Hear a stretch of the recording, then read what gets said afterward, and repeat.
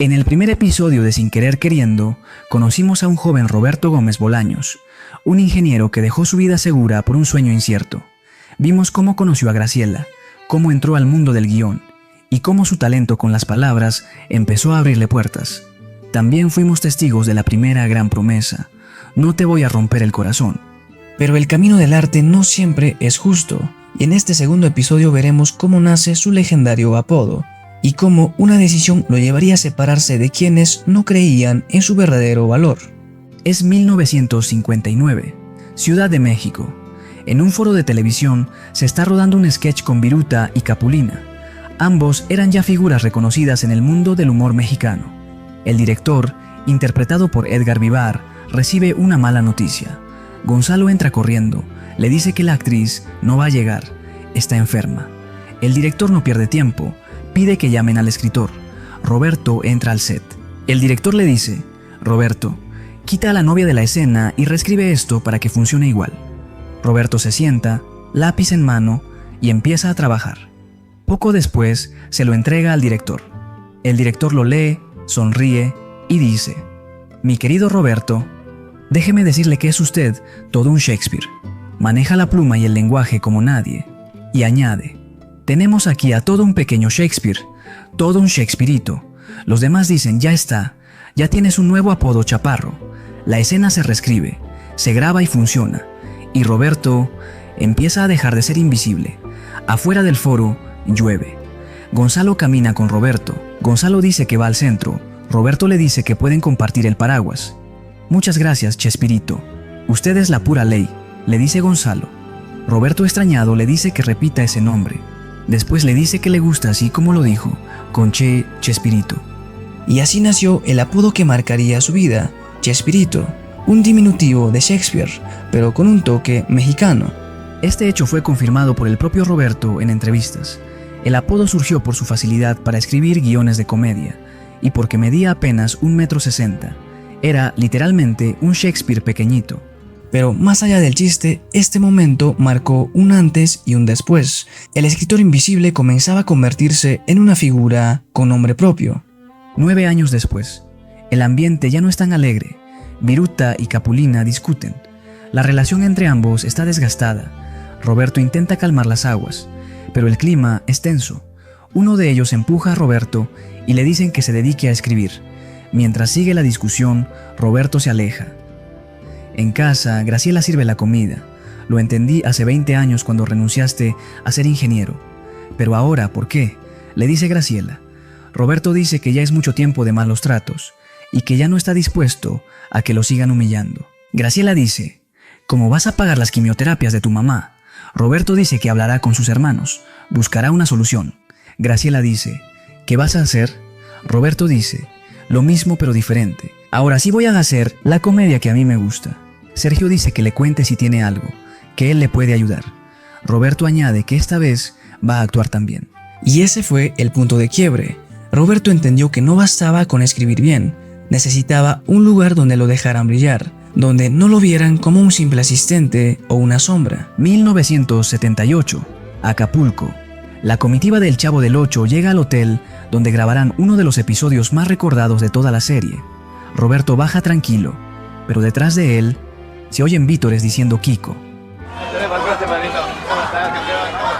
Es una señal de lo que estaba a punto de explotar. Roberto, al ver la puerta giratoria, se detiene. Empieza a imaginar cómo el chavo se perdería al entrar, cómo giraría una y otra vez, confundido. En su mente ya tiene ideas trabajando todo. Margarita, astuta, también le dice: esa parte de la puerta giratoria puede servir para una escena. Mariano, en cambio, se enfoca en lo técnico. Dice que no van a alcanzar los cables para grabar todo eso. Pero Margarita le dice que tiene que hacer lo posible para que suceda. Ya en recepción, se reparten las llaves de las habitaciones. A Roberto y Margarita le dan la habitación 1014. A Graciela y Mariano le dan la habitación 1023. Graciela, sin dudar, intercambia la llave con una sonrisa disimulada. Una escena breve, pero cargada de incomodidad, como una clara señal de lo que se venía. Más tarde, Roberto y Mariano caminan por el hotel, hablando de los mejores lugares para grabar. Roberto está concentrado, pero un empleado se le acerca discretamente y le entrega un sobre. Es una invitación. Cena a las 8 de la noche en el restaurante. Mientras Mariano sigue hablándole de cámaras, Roberto se distrae. Al mirar a lo lejos, nota a un grupo de personas extrañas. ¿Quiénes son ellos?, pregunta a Mariano. Vienen con Marcos, responde Mariano, casi sin darle importancia. En otro lugar del hotel, Marcos y Ramón Valdés conversan. Ramón toma un trago con ginebra, con ese humor relajado que lo caracteriza. Ya se me está acabando el coquito, maestro. Pero Marcos, con una sonrisa, le propone una idea. ¿Tú crees que podría ser el protagonista de mi nuevo programa? Roberto ya se cree la gran estrella. No me deja brillar, dice Marcos. Con una mano en su hombro le suelta la propuesta. Quiero que te vengas conmigo. El público nos adora, a ti y a mí. Ramón se ríe y le dice, no más que yo le voy al Necaxa, maestro. Marcos insiste. Dice que el único que perderá será Roberto. Ramón lo mira a los ojos y con un tono firme le responde, Marquitos, sabes que no le puedo hacer eso al Chespiro. Esta conversación fue basada en hechos reales. Carlos Villagrán contó en varias entrevistas que sentía que Kiko había superado en popularidad al Chavo del Ocho. Y sí, en ciertos países como Venezuela, Kiko era el personaje favorito del público. Pero la fama trae sombra. Carlos sentía que no podía desarrollarse como quería, y empezó a mirar hacia otro lado, a pensar en dejar el programa, incluso llevándose a otros con él. Y aquí es donde entra Ramón Valdés, un hombre humilde, leal, con fama de gastar su sueldo en ayudar a otros y de no faltar a su ética. Cuando Marcos le propone irse, él no lo ataca. Solo dice lo justo. No puedo hacerle eso al Chespiro. Y esa frase lo dice todo, porque detrás de cámaras, detrás del maquillaje, detrás de los millones de risas, aún quedaba algo más fuerte: la lealtad, la amistad y el respeto por quien lo ayudó a levantarse cuando nadie más apostaba por él. 1968, Ciudad de México. El país está ardiendo. Las calles hierven por el movimiento estudiantil. Los disturbios aparecen en la televisión como un eco constante. En su escritorio, frente a la hoja en blanco, Roberto intenta escribir, pero no puede ignorar lo que ve. Una nueva noticia. Se va a abrir un nuevo canal de televisión. Roberto levanta la vista. En eso escucha a un grillo hacer ruido. Reflexiona y vuelve a escribir. Canal 8, Estudio San Ángel. Roberto llega a las oficinas del nuevo canal. Pregunta por Sergio Peña. No está en este momento. Si quiere, deje su número, responde la recepcionista. Mientras espera, una pantalla reproduce una frase. No sueñes tu vida, vive tus sueños. Roberto sonríe. En ese momento, un rostro familiar aparece. Rubén Aguirre, el Shori, como lo apodaban en sus años más jóvenes. ¿Te acuerdas de mí?, pregunta Roberto. Recuérdame tú, le dice Rubén. Roberto Gómez Bolaños, de Comediantes y Melodías, le dice Roberto. Ah, Chespirito, ándale, ¿cómo has estado?, le dice Rubén. Rubén le cuenta que ahora es subgerente de contenidos. Roberto no pierde tiempo y le dice que trae unas propuestas de comedia, pero la conversación es interrumpida. Entra un hombre prepotente, Treviño. Se queja con la secretaria Gabriela por no responder rápido. Ella le dice que está ocupada atendiendo a Roberto, que quiere presentar unas propuestas. Treviño le dice a Gabriela que si quiere presentar algo, que saque una cita. Roberto, que escucha todo, no puede contenerse. Corre tras Treviño. Le dice, conozco a Sergio Peña, solo necesito que lea lo que traigo. Es exactamente lo que necesita Canal 8. Treviño lo mira con soberbia y se va sin decir palabra. Rubén lo tranquiliza. No lo tomes personal. Tiene un carácter especial. Rubén decide ayudar y le lleva por otro camino. Escalan una muralla. Saltan a un camión lleno de paja. Rubén dice, no había brincado así ni cuando fui torero. Rubén Aguirre fue torero antes de ser actor. Rubén Aguirre, el famoso profesor Girafales, fue torero. Y como vemos aquí, fue también uno de los primeros en apostar por Chespirito. Ya adentro, Sergio los recibe con los brazos abiertos. Hermano, qué gusto verte. No sabes la joya que es este chaparro, dice Sergio. Treviño no parece convencido, pero Sergio insiste. Es talentoso como pocos. Rubén agrega, sospecho que lo que tiene vale mucho la pena. Treviño, aún con aires de superioridad, dice, tienes 20 minutos para convencerme. Roberto responde, tengo 3 ideas muy originales. Treviño sonríe sarcásticamente. Entonces tienes 15. Ya en la sala de juntas, Roberto presenta sus propuestas. Empieza hablando de un charro moderno, con humor blanco. Treviño lo escucha con desdén. Finge una sonrisa y dice: «No me convenciste». Rubén interviene: «A mí me parece que tiene cosas buenas». Sergio también agrega: «Pero Chespirito tiene otro personaje genial». Roberto entonces habla con más pasión: «Tengo un personaje que es un buen ciudadano, que no solo haga reír, sino que haga reflexionar. Alguien cotidiano, que represente lo que todos podríamos ser si tuviéramos valor». Y así nació el germen de algo distinto, algo que no era solo comedia, sino comedia con propósito. Roberto no quería que sus personajes solo hicieran reír, quería que sembraran valores, que la gente se identificara, que sus sketches dejaran un mensaje. Y aunque Treviño no lo viera aún, Roberto tenía razón. Ese personaje más tarde evolucionaría en varios: el Dr. Chapatín, el Chapulín Colorado y, por supuesto, el Chavo del Ocho. Roberto llega a su casa y le dice a Graciela: «Te presento al ciudadano Gómez». Roberto dice que lo logró. Va a dar la vida a su propio personaje. Graciela lo felicita y pregunta si le van a pagar bien. Roberto solo dice que esa es otra batalla que tendrán que luchar con ímpetu. Días después, Roberto llega a casa con un auto nuevo. Graciela le dice: «Parece que ya ganamos esta batalla. ¿Quién iba a pensar que ibas a terminar trabajando como actor?». Roberto se pone unos lentes con bigote y hace una pequeña interpretación. «¿Estás insinuando que soy viejo?». Graciela sonriendo le dice: «Tú no, pero el coche sí. Un poquito». Roberto dice un refrán: como dice el dicho, quien compra viejo y barato se queda con la mejor parte. Todo parece ir bien para Roberto. Y en Acapulco, en el presente, Rubén Aguirre y Edgar Vivar conversan en el hotel. El sol brilla, pero la tensión ya se siente en el aire. Edgar le dice a Rubén: «He hablado con Roberto. Está preocupado por mi salud. Me dijo que ahora estoy joven, pero que mi corazón me lo va a cobrar más adelante y así no le voy a servir». Edgar suspira y asiente. «Tienes razón. Tengo que bajar de peso, cuidar mi salud». Pero lo último son palabras de la otra almohada, que le empieza a interrumpir el sueño. Rubén le dice: «Manda a volar esas ideas. Te hacen más daño que la grasa». Edgar, en un tono serio, le dice: «Le tengo miedo a este viaje. Mi maldito sexto sentido me dice que algo está podrido en Dinamarca». Esa frase, «algo está podrido en Dinamarca», viene de Hamlet, una metáfora perfecta, porque lo que empezó como el viaje a grabar los episodios más ambiciosos del Chavo del Ocho, también fue el principio del quiebre definitivo. En muchas entrevistas, tanto Rubén Aguirre como Edgar Vivar hablaron de ese momento, y coincidieron en algo. Desde que Roberto empezó a dejar que otra voz influyera en sus decisiones, todo cambió. Se referían claramente a Margarita, quien no solo se volvió más cercana a Roberto, sino que también empezó a opinar, sugerir y decidir. Y ese cambio fue incómodo para muchos. Roberto está con Horacio, le habla sobre la tarjeta. «Tengo que estar en un lugar a las 8. Roberto le pregunta de quién podría ser. Horacio responde sin dudar: «Pues de Graciela, quiere reconquistarte».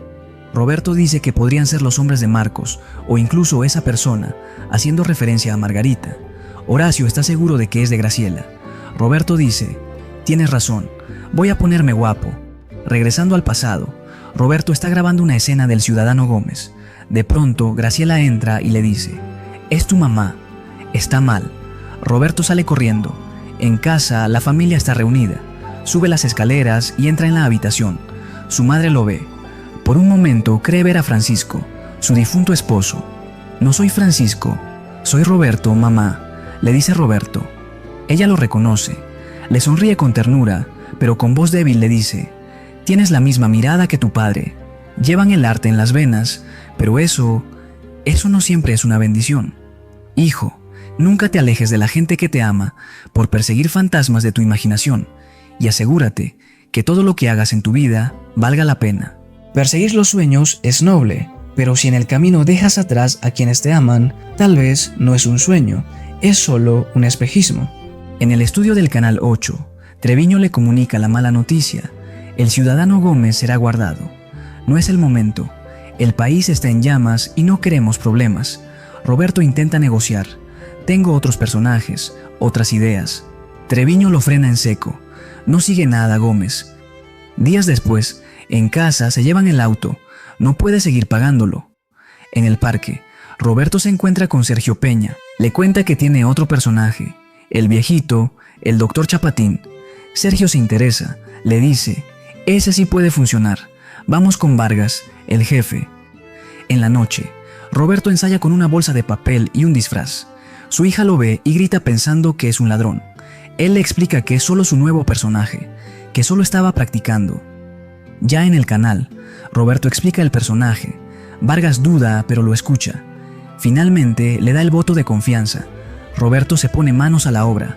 Necesita un elenco. Primero recluta a Rubén Aguirre para que interprete a un profesor estructurado. Y aquí va un dato real. Rubén Aguirre, antes de ser actor, era ingeniero agrónomo. Su porte y voz grave lo hacían ideal para personajes serios. Después visita a Ramón Valdés. Necesito a alguien que sea la imagen opuesta. Un borrachín tierno, un ingeniero tirado al anís. Ramón bromea. ¿Yo de borracho? ¿De dónde sacas eso, mi Chespiro? Roberto ríe y le dice, te voy a conseguir un pedazo de mujer para que te haga la mancuerna. Finalmente, busca a María Antonieta de las Nieves. Ella se resiste diciendo, soy actriz, no comediante. Quiero personajes profundos. Roberto insiste, justamente por eso, tú no eres como las demás. Puedes destacar y brillar en la comedia como nadie. María acepta. Está bien, pero solo por poco tiempo. Y así nació el programa que sería el ensayo general del universo de Chespirito, Los Supergenios de la Mesa Cuadrada. Un éxito rotundo que apareció en revistas, periódicos y se ganó su propio espacio en el corazón del público. Pero aunque el programa funcionó, Roberto aún sentía que no era lo que buscaba. Era solo comedia de escritorio, faltaba algo. Es 1969, México.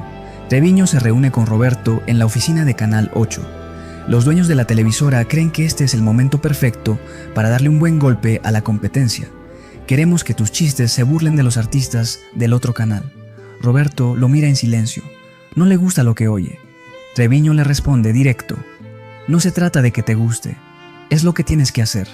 Más tarde, en casa, la familia está reunida frente al televisor. El programa sale al aire, pero algo está mal. Sus hijos se levantan de la sala. No entendemos esos chistes. Graciela trata de animarlo. No está tan mal, le dice. Roberto siempre tuvo en claro que quería hacer comedia blanca, esa que no envejece, que no necesita burlarse de nadie para causar risa, una comedia que incluso sus hijos pudieran verla. En Acapulco, Roberto llega al restaurante con la tarjeta en la mano. Es la hora de la misteriosa cita. Ve a Margarita sentada sola. Se acerca con expresión tensa. ¿En qué estabas pensando?, le dice Roberto. Margarita lo mira desconcertada y le responde, ¿de qué hablas? Esto es una locura, dice Roberto nervioso. En eso aparece Mariano y le dice, ¿qué es una locura? Roberto, saliendo del apuro, responde, estar aquí, en Acapulco, gracias al patrón. Pero entonces, algo cambia. Desde el otro lado, Roberto ve a Graciela, quien también sostiene una tarjeta. Se acercan. La confusión se disipa. Suenan mariachis. Sus hijos entran sonrientes. El plan fue de ellos.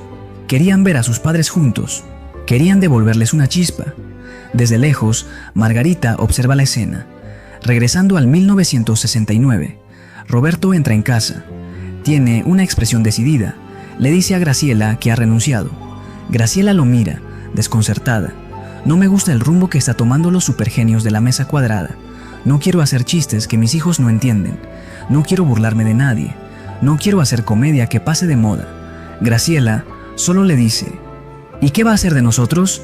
Estoy tratando de que lo que haga valga la pena, le dice Roberto. Graciela se va. El ambiente queda frío, espeso. Roberto se sienta, suspira. Un grillo aparece en la mesa.